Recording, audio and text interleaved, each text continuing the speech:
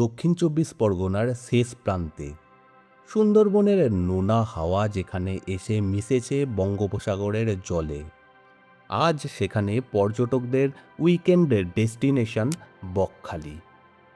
আমার এবার বকখালি যাওয়ার উদ্দেশ্য সমুদ্র দেখা নয়, বরং খুঁজে বার করা একটি লোককথা এবং তার সঙ্গে মিশে থাকা ইতিহাস। আজ থেকে ১০০ বছর আগেও এই জায়গা সুন্দরবনের গভীর অরণ্যে ঢাকা এক প্রত্যন্ত জায়গা ছিল।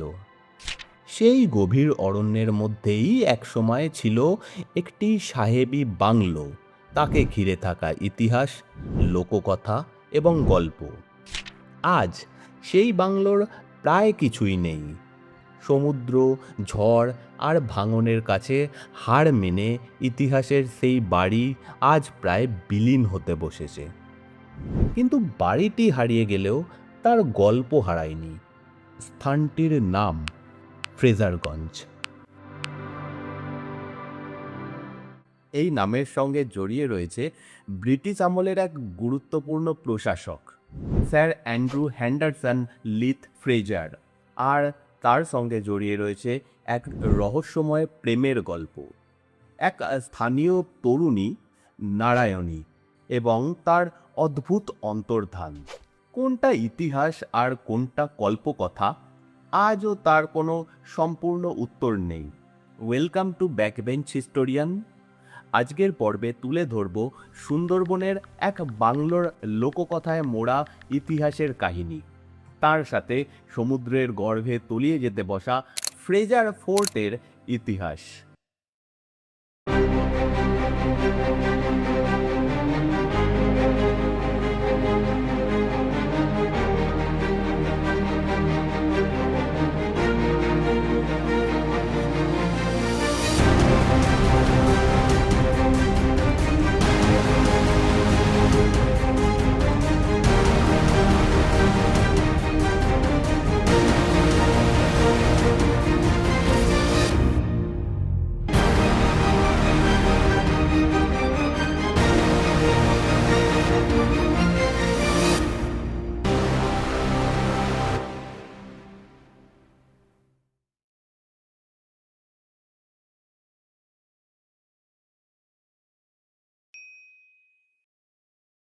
অ্যান্ড্রু ফ্রেজার জন্মেছিলেন 1848 সালে। তিনি 1903 সালে বাংলার লেফটেন্যান্ট গভর্নর হন। 1905 সালে বঙ্গভঙ্গের সময় তিনি ছিলেন বাংলার অন্যতম গুরুত্বপূর্ণ প্রশাসক। সেই সময় থেকে তার ভূমিকা তাকে জাতীয়তাবাদী আন্দোলনের প্রবল বিরোধিতার মুখেও ফেলেছিল। অর্থাৎ তিনি ছিলেন ব্রিটিশ ভারতের ক্ষমতার কেন্দ্রের একজন অত্যন্ত গুরুত্বপূর্ণ, একই সাথে অত্যন্ত অত্যাচারী ব্যক্তি। তবু তার নামেই এই জায়গার নাম ফ্রেজারগঞ্জ। বলা হয় বাংলার বিভিন্ন নদী এবং সমুদ্রপথে ভ্রমণ করতে গিয়ে তিনি দক্ষিণের এই নির্জন উপকূল আবিষ্কার করেন। 1904 সালের কাছাকাছি সময়ে নারায়ণতলা নামে একটি প্রত্যন্ত সমুদ্র তীরবর্তী অঞ্চলে তার নজর পড়ে। জায়গাটির সৌন্দর্যে মুগ্ধ হয়ে তিনি সেখানে একটি বাংলো তৈরির উদ্যোগ নেন। একবার ভাবুন সেই দৃশ্যটা, একদিকে অন্ধকার সুন্দরবন, অন্যদিকে সমুদ্রের গর্জন, আর সেই নির্জন উপকূলে রাত নামলে একটি সাহেবি বাংলোয় জ্বলছে আলো। কলকাতা থেকে নৌপথে এসেছে অতিথিরা, বেলরুমে নাচছেন সাহেব মেম সাহেবরা, টেবিলে ওয়াইনের গ্লাস। সমুদ্রের এত কাছে, অথচ সেই সময় কলকাতার ক্ষমতাশালী সমাজ থেকে এত দূরে। ফ্রেজার যেন নিজের জন্যই তৈরি করেছিলেন এক আলাদা পৃথিবী। কিন্তু এই পৃথিবীর সঙ্গে জড়িয়ে রয়েছে আরও একটা গল্প। ঝড়ের রাতে এক অচেনা মেয়ে, এখান থেকেই শুরু হয় লোককথা।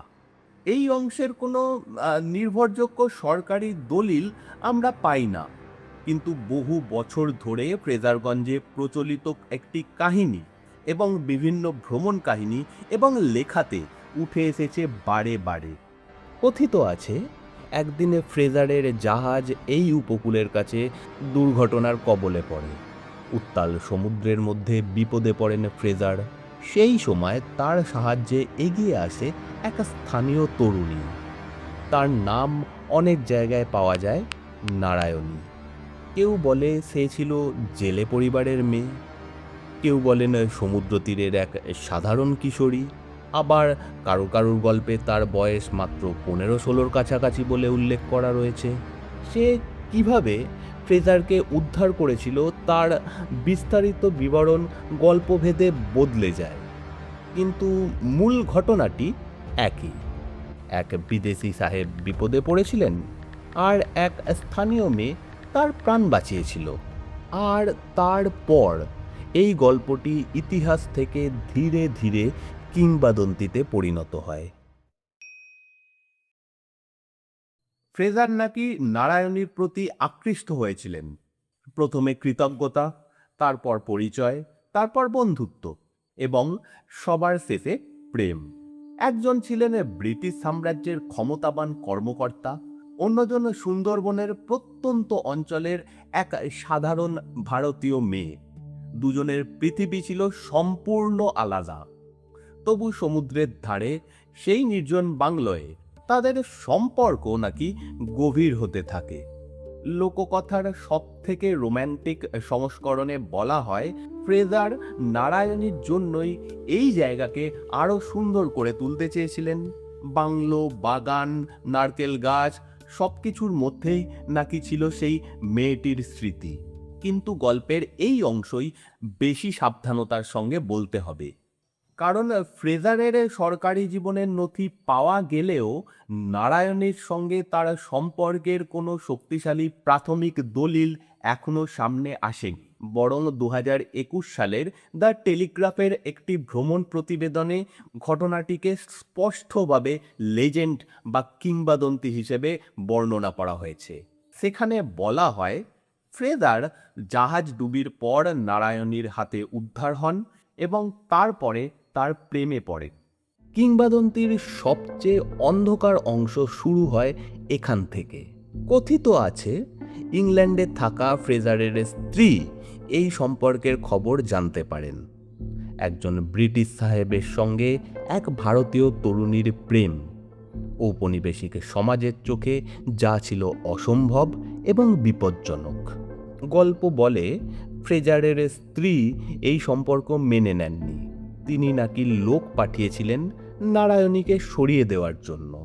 তারপর কয়েক মাস পর সমুদ্র তীরে একটি জাহাজ আসে, আর সেই সময় থেকেই নাকি নারায়ণীকে আর কেউ দেখতে পায়নি। সে কোথায় গেল? কে তাকে নিয়ে গেল? সে কি নিজে চলে গিয়েছিল, নাকি তাকে জোর করে সরিয়ে দেওয়া হয়েছিল, নাকি তার পরিণতি হয়েছিল আরও ভয়াবহ? এই প্রশ্নগুলোর কোনো নিশ্চিত উত্তর নেই। এমনকি কিছু পরবর্তী লোককথায় দাবি করা হয়েছে নারায়ণীকে হত্যা করা হয়েছিল।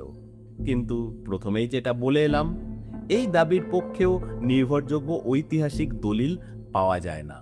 তাই এটিকে সত্য ঘটনা হিসেবে নয়, বরং গল্পটির একটি অন্ধকারতম সংস্করণ বা লোককথা হিসেবেই দেখা উচিত।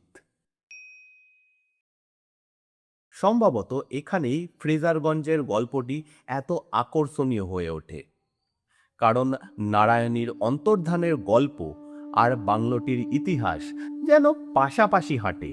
ফ্রেজারগঞ্জের রহস্যের গল্পে যে বাড়িটির কথা বারবার ফিরে আসে, সেটি নিছক কোনো পুরনো সাহেবি বাড়ি ছিল না। এটি ছিল অ্যান্ড্রু ফ্রেজারের একটি বড় স্বপ্নের অংশ। আজ যে জায়গাটিকে আমরা ফ্রেজারগঞ্জ নামে চিনি, একসময় তার নাম ছিল নারায়ণতলা। ঐতিহাসিক সূত্র অনুযায়ী 1901 কিংবা 1902 সালের কাছাকাছি সময়ে সমুদ্রের ধারে একটি উঁচু বালিয়াড়ির উপর তার বাংলো নির্মাণের কাজ শুরু হয়।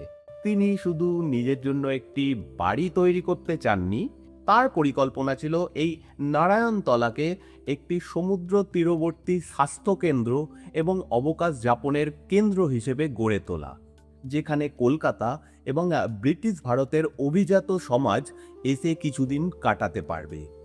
আর সেই স্বপ্নের কেন্দ্রবিন্দু ছিল ফ্রেজারের এই বাংলো। আজ বাড়িটির কোনো পূর্ণাঙ্গ অস্তিত্ব নেই, তাই তার আসল চেহারা কল্পনা করতে হয় পুরনো বিবরণ এবং প্রত্নতাত্ত্বিক তথ্যের সাহায্যে। তবে জানা যায় এটি ছিল যথেষ্ট বড় একটি সমুদ্র তীরবর্তী রেসিডেন্স। বাংলোর চারপাশে ছিল নারকেল গাছের বাগান।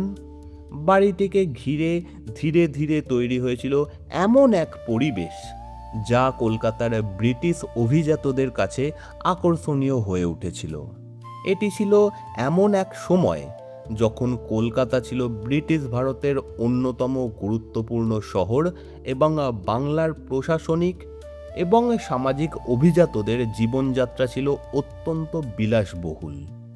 সেই সমাজের মানুষের জন্য ফ্রেজারগঞ্জের মতো নির্জন সমুদ্র তীর ছিল একেবারে অন্য রকম অভিজ্ঞতা।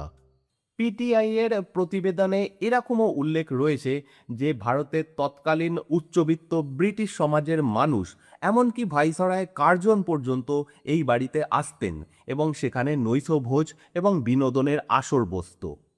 অর্থাৎ আজ যে জায়গাটিকে আমরা একটি নির্জন সমুদ্র সৈকত হিসেবে দেখি, 1 শতাব্দীরও বেশি আগে সেখানেই হয়তো রাতের অন্ধকারে বলরুমে জানলা দিয়ে আলো বেরিয়ে আসতো। সময়ের সঙ্গে সঙ্গে বাড়িটি পরিত্যক্ত হয়ে পড়ে, কিন্তু প্রকৃতির কাছে পরিত্যক্ত হয়ে যাওয়ার অর্থ শেষ হয়ে যাওয়া নয়, বরং তখন শুরু হয়েছিল আরও একটা দীর্ঘ ইতিহাস, সমুদ্রের সঙ্গে যুদ্ধ। 2020 সালে আমফান এবং তার পরের বছর অর্থাৎ 2021-এর ঘূর্ণিঝড় ইয়াস উপকূলটিকে আরও ক্ষতিগ্রস্ত করে। 2021 সালের মে মাসে ইয়াসের জলোচ্ছ্বাসে ঐতিহাসিক ফ্রেজার বাংলোর অধিকাংশই ধ্বংস হয়ে যায়। আজ ম্যানগ্রোভের শিকড়ে আঁকড়ে থাকা কয়েকটা ভাঙা ইটের দেওয়ালি কেবল অবশিষ্ট রয়েছে। আজ তাই ফ্রেজারগঞ্জে দাঁড়ালে হয়তো সেই পুরনো বাংলোর জাঁকজমক কল্পনা করা ছাড়া উপায় নেই। হয়তো কোনো এক সন্ধ্যায় এখানেই আলো জ্বলেছিল, হয়তো বলরুমে নাচ হয়েছিল, হয়তো কোনো এক রাত্রে সমুদ্রের দিকে তাকিয়ে ফ্রেজার দাঁড়িয়েছিলেন, আর হয়তো, শুধুই হয়তো, এই সমুদ্রের ধারে কোনো এক সময় নারায়ণীও হয়তো দাঁড়িয়েছিল। তারপর সে চলে গেছে, কেউ জানে না কোথায়। ইতিহাস নাকি অসমাপ্ত প্রেম, ফ্রেজারগঞ্জের গল্পের সবচেয়ে বড় রহস্য এখানেই। আমরা জানি ফ্রেজার সত্যিই ছিলেন। আমরা জানি তিনি বাংলার লেফটেন্যান্ট গভর্নরও ছিলেন। আমরা জানি তিনি এই উপকূলের প্রতি আকৃষ্ট হয়েছিলেন এবং এখানে একটি বাংলো তৈরি করেছিলেন। আমাদের কাছে এও প্রমাণ রয়েছে যে বাংলোয় ব্রিটিশ অভিজাতদের যাতায়াত ছিল এবং একসময় এটি ছিল উপকূলের পাশে ব্রিটিশদের একটি আমোদের জায়গা। এবং আমরা দেখতেও পাচ্ছি যে বাড়িটি শেষ পর্যন্ত সমুদ্রের কাছে হার মেনেছে। কিন্তু নারায়ণী, তার অস্তিত্বের প্রমাণ কোথায়? ফ্রেজারের ব্যক্তিগত জীবনে তার কি কোনো উল্লেখ রয়েছে? সে কি সত্যিই ফ্রেজারের প্রাণ বাঁচিয়েছিল? তাদের মধ্যে কি সত্যিই প্রেম ছিল? যদি প্রেম থেকেই থাকে, তাহলে নারায়ণীর শেষ পরিণতি কি হয়েছিল? ইতিহাস এখানেই নীরব, আর সেই নীরবতাই জন্ম দিয়েছে কিংবদন্তির, লোককথার। হয়তো নারায়ণী কোনোদিনই ছিল না, হয়তো বহু বছর ধরে স্থানীয় মানুষের মুখে মুখে ঘুরতে ঘুরতে ফ্রেজারের জীবনকে ঘিরে একটা প্রেমের গল্প তৈরি হয়েছে। আবার এরকমও হতে পারে কোনো বাস্তব ঘটনার সামান্য অংশ ইতিহাসের পাতায় হারিয়ে গেছে আর তার ছায়াটুকু বেঁচে আছে এই লোককথায়।